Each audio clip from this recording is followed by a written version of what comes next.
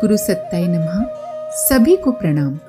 पिछले कई वीडियो में परम पूज्य गुरुदेव ने जो भी कहा वो आज की परिस्थितियों में जीवन जीने वाले सामान्य मनुष्य की भोगी हुई हताशा, कुंठा आदि को ध्यान में रखकर ही कहा। एक और लोगों की श्रद्धा भावना का शोषण करके आडंबरों के माध्यम से परोपजीवी साधु फकीरों की भीड़, तो दूसरी ओर जीवन लक्ष्य पहचानने की सामर्थ्य प्रदान करने में असमर्थ शिक्षा प्राप्त करके नास्तिक बनती युवा पीढ़ी।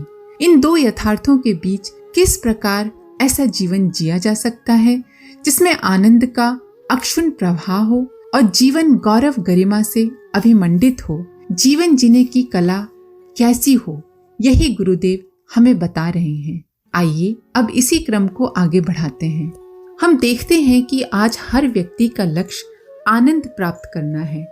दिन रात सभी उसी प्रयत्न में लगे रहते हैं। सभी आनंद का जीवन जीना चाह रहे हैं। आनंद चिरस्थायी है या क्षणिक, उचित है या अनुचित, सात्विक है या असात्विक, विचारने के लिए बस इतना ही शेष रह जाता है। आज हम जिस स्वाभाविक आनंद की बातें करते हैं वो वस्तुतः इंद्रिय जनित सुख है। वो चिरस्थायी नहीं है, वो अस्थायी और कभी कभी तो क्षणिक होता है। उदाहरण के लिए हम काम भावना को ही लें। मन के 6 विकारों काम, क्रोध, लोभ, मोह, मद और मत्सर्य में काम सबसे भयंकर है। वो इन सभी शत्रुओं का सेनापति है। काम सुख क्षणिक होने के साथ साथ हमारे शरीर बल, मनोबल और प्राण शक्ति का बुरी तरह नाश करता है। स्वादिष्ट भोजन आनंददायक होता है, इसलिए सभी की ये कल्पना रहती है कि तरह तरह की मिठाइयाँ, नमकीन, पकवान आदि प्राप्त किए जाएं। उनसे इंद्रिय जन्य सुख मिलता भी है, किंतु इस आनंद में दोष है। भोग से रोग उत्पन्न होते हैं। इस कहावत के अनुसार उन सभी सुखों को जिनसे इंद्रियों के विषय तृप्त होते हों, वास्तविक आनंद की कोटि में नहीं रखा जा सकता। इन्हें सुख कहना ही उचित होगा, आनंद नहीं। पूर्ण आनंद वो है जहाँ विकृति ना हो, किसी तरह की आशंका, अभाव या परेशानी ना उठानी पड़ती हो। हमारे रोज के जीवन में हमें जो आनंद मिलता है, हम उसे आनंद इसलिए समझते हैं क्योंकि वो हमारे अभ्यास में आ गया है। इसलिए वो अनुचित भी हो तो हमें वैसा नहीं लगता। इसीलिए आनंद की परख की कसौटी नियत की गई है। आनंद से शुद्धतम आनंद की प्राप्ति के लिए दृष्टिकोण परिमार्जन की आवश्यकता अनुभव की जाती है। लौकिक आनंद से, इंद्रिय जनित आनंद से जीवन का उद्देश्य पूरा नहीं होता है। विचार, बुद्धि, तर्क, विवेक की जो साधारण तथा असामान्य शक्तियां मनुष्य को प्राप्त होती हैं, वे केवल सुखों के अर्जन में ही लगी रहें तो इसमें कुछ अनोखापन नहीं। देखने वाली बात यह है कि जीवन दीपक बुझने के पूर्व क्या हमने अपने आप को पहचान लिया है कि हम कौन हैं? इस प्रश्न का सुलझ जाना ही सबसे बड़ी बुद्धिमानी है। आत्मज्ञान ही शाश्वत आनंद का मूल है, सच्चा आनंद है। मनुष्य इस विषय में अज्ञानी बना रहा तो लौकिक जीवन में भटकते ही रहना पड़ेगा। सच्चा आनंद आत्मा की शरण में ही जाने से मिल सकता है। हम ये जो प्रतिदिन आनंद प्राप्ति के साधनों में परिवर्तन और प्रयोग करते रहते हैं, कभी कुछ चाहते हैं तो कभी कुछ और चाहते हैं, कभी किसी चीज के पीछे भागते हैं तो कभी किसी व्यक्ति के पीछे भागते हैं, उससे भी स्पष्ट है कि हमें थोड़े आनंद की अपेक्षा अधिक शुद्ध और पूर्ण आनंद की तलाश है। और ये आनंद भगवान की शरण में जाने से ही मिल सकता है। फिर भी लोगों की समझ में ये बात नहीं आती है और वे लौकिक सुखों में ही आसक्त बने रहते हैं। कारण कि हमारा दृष्टिकोण जैसा बन गया है, उसमें कुछ परिवर्तन करना नहीं चाहते हम। सूर्य प्रतिदिन अपने उसी क्रम में निकलता है, उसके प्रति हमारा दृष्टिकोण प्रतिदिन उगते रहने वाले सूर्य के जैसे होता है।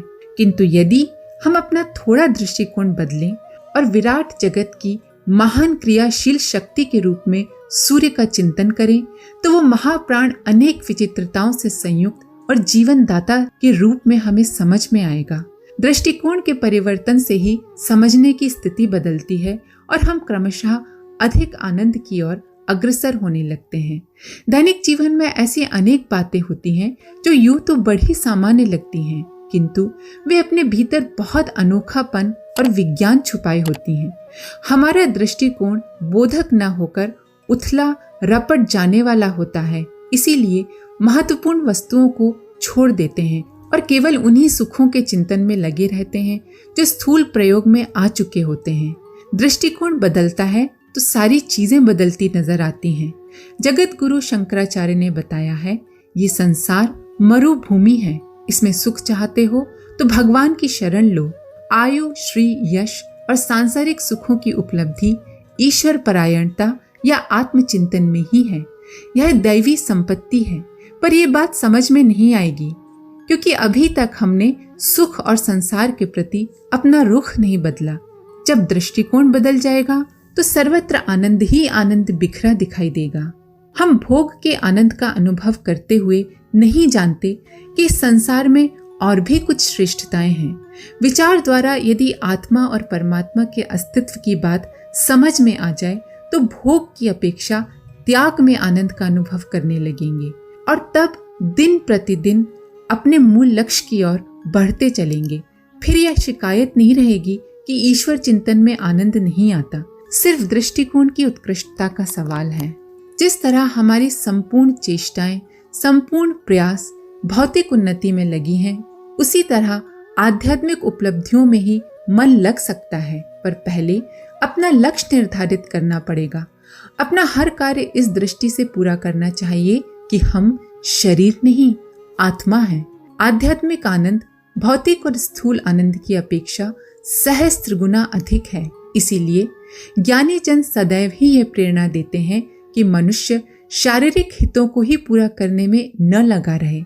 मनुष्य जीवन जैसे असाधारण उपहार पर भी आंतरिक दृष्टि से कुछ विचार करें। बंधन मुक्त आनंद ही स्थायी होता है। विषय जन्य सुखों की अनुभूति तो होती है, परंतु विषय सुख हमें बांधते हैं। आनंद की कल्पना से किया गया कर्म यदि बंधन में बांधता हो तो उस आनंद को शुद्ध और पूर्ण नहीं समझा जाएगा। प्रश्न ये नहीं है कि हम आनंद की प्राप्ति की ओर बढ़ें, वो तो हम कर ही रहे हैं। हम हर घड़ी आनंद की खोज कर रहे हैं। इसी खोज में हमारी जीवन यात्रा पूरी हो रही है। प्रश्न ये है कि हमारा आनंद शाश्वत, निरंतर और पूर्ण किस तरह हो। इसके लिए कुछ बड़े परिवर्तन की आवश्यकता नहीं है। घर गृहस्थी का परित्याग नहीं करना है, विचित्र वेशभूषा भी नहीं बनानी। केवल इस जीवन का मूल्यांकन सच्चे दृष्टिकोण से करने की आवश्यकता है। हम शरीर के हित पूरे करें, किंतु शरीर में व्याप्त जो आत्मा है उसे विस्मृत न करें, उसे न भूलें। आत्मा हमारे अज्ञान, आसक्ति और अभावों को दूर करने में सक्षम है। ये तीनों परेशानियां, ये तीनों विकार अगर नहीं होते तो जिस आनंद की तलाश में हम हैं वो इसी जीवन क्रम में उपलब्ध हो सकते हैं। आत्मा के विकास से ही अबाध शाश्वत आनंद की प्राप्ति हो सकती है। इसके लिए क्या किया जाए? आज का समय भयंकर विभीषिकाओं से भरा हुआ है। ऐसे में अपने समय, श्रम, धन और प्रतिभा का कुछ अंश पीड़ित समाज के लिए, त्राही त्राही करती मानवता के लिए लगाने में यदि हम आनंद प्राप्त कर सकें तो हमारा जीवन धन्य हो जाएगा और आने वाली पीढ़ी हमें साधुवाद देगी। देने के सुख से बढ़कर और भला कौन सा सुख है? अपने प्रिय के लिए अपना सब कुछ देकर भी आनंद की ही अनुभूति होती है। देवताओं से सहायता मांगने की बात तो सदा ही चलती है, पर कुछ विशेष समय ऐसे भी आते हैं जब देवता मनुष्य से याचना करते हैं। ऐसे अवसर किन्हीं सौभाग्यवानों को ही मिलते हैं जब वे देवताओं की मनोकामना पूरी करने में समर्थ हो सके। दशरथ को देवताओं की सहायता के लिए जाना पड़ा था। अर्जुन भी गए थे। दधीची ने उदारता पूर्वक उन्हें दान दिया था। कृष्ण साधु के वेश में घायल कर्ण के पास पहुंचे थे। वामन ने बलि के सामने हाथ पसारा था। राम ने शबरी से बेर की याचना की थी। अंगद और हनुमान ने देवताओं से अपनी कामना पूर्ण नहीं कराई थी, वरन उनकी कामना पूर्ण की थी। इस प्रसंग में ऋषियों की परंपरा याद आ जाती है। विश्वामित्र ने हरिश्चंद्र से, उद्यालक ने आरुणि से, चाणक्य ने चंद्रगुप्त से, समर्थ ने शिवाजी से, परमहंस ने विवेकानंद से, विरजानंद ने दयानंद से कुछ मांगा था और सतपात्र शिष्यों ने जी खोल कर दिया था। देने वाले घाटे में नहीं रहे। लेने वाले जितने धन्य हुए उससे अधिक श्रेय देने वाले को मिला। मानधाता ने शंकराचार्य को दिया था और उससे अधिक पाया। अंगुलीमाल और आमपाली, हर्षवर्धन और अशोक बुद्ध को देते समय उदारता की चरम सीमा पर पहुंचे थे। जो दिया गया था वो निरर्थक नहीं गया, वरन असंख्य गुना होकर उन उदार मनाओं के ऊपर दैवी वरदान की तरह इस प्रकार बरसा कि वे कृतकृत्य हो गए। धनी अकेले भामाशाही नहीं हुए हैं, मरण अकेले भगत सिंह के हिस्से में नहीं आया, जेल अकेले पटेल ही नहीं गए। मुसीबतें बहुतों को आती हैं, त्यागने के लिए हर किसी को विवश होना पड़ता है। किसी से चोर छीनता है, किसी से संतान। पेट भरने और तन ढकने के अतिरिक्त और किसी के पल्ले कुछ नहीं पड़ता है। जब बेगानों के लिए ही सब कुछ छोड़ना है तो परायों का स्तर ऊंचा क्यों ना उठा लिया जाए। जब अपना उपार्जन श्रम सहयोग किसी को देना ही है तो उन्हें देवताओं, ऋषियों एवं सदुद्देश्यों के लिए क्यों न दिया जाए। इस उदार नीति को अपनाने वाले बैंक में जमा की गई पूंजी की तरह ब्याज समेत लंबा लाभ पाते हैं, जबकि मोह के गर्त में धकेली हुई उपलब्धियां निरर्थक ही नहीं जाती बल्कि विघातक प्रतिक्रिया भी उत्पन्न करती हैं। इसके लिए करना कुछ भी नहीं है, बस बात दृष्टिकोण बदलने भर की है।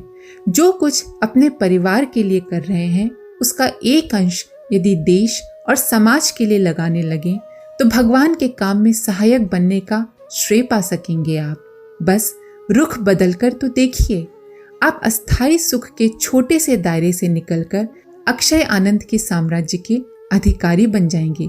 प्रयास तो कीजिए। हमारी शुभकामनाएं आपके साथ हैं। आज के लिए इतना ही। आप सभी का धन्यवाद। ओम शांति।